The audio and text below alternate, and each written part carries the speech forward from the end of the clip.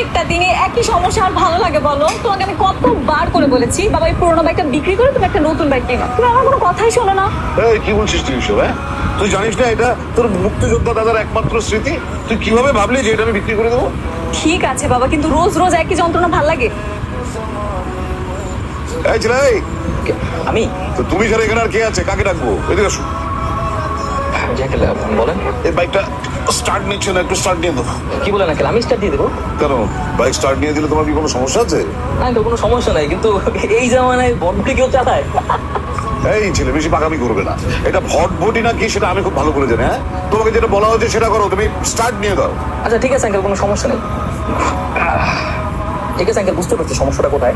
আপনি কাজ করেন আঙ্কেল, আমি বসে আছি তো, আপনি পিছনে গিয়ে আমার ধাক্কা দেন, আমি স্টার্ট করে দিচ্ছি। যান। আমি বাইক ধাক্কা দেবো মানে কি? আমি একজন বয়স্ক মানুষ, আমি বাইকে পেছন থেকে ধাক্কা দেবো আর তুমি বসে থাকবে? আরে যদি স্টার্ট নিতেই হয় ধাক্কা দিয়ে, তাহলে তুমি ধাক্কা দেবে, আমি বসবো। না না আঙ্কেল, কোনো সমস্যা নেই, আপনি আপনি বসেন, আমি স্টার্ট দিয়ে দিই। আপনি মুরব্বী মানুষ, আপনি তো বলবেন। তা নামো নামো নামো, হ্যাঁ। জোরে।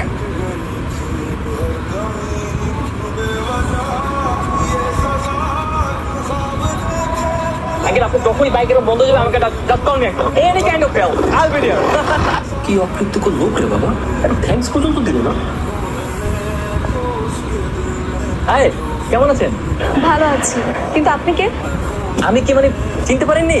ওই যে সকালবেলা আপনার বাবার বাইকটা বন্ধ হয়ে গেছিল, পরে আমি তো সেই ছিলেন যে আপনার বাবার বাইকটা বুম বুম তো কষ্ট করে আপনার বাবার বাইকটা স্টার্ট করে দিলাম, ধন্যবাদটুকু পর্যন্ত দিলেন না। আমি এক্সট্রিমলি সরি, আসলে আমার একটা পরীক্ষা ছিল তো, আর আমরা খুব তাড়াহুড়োর ভিতরে ছিলাম, এর কারণে।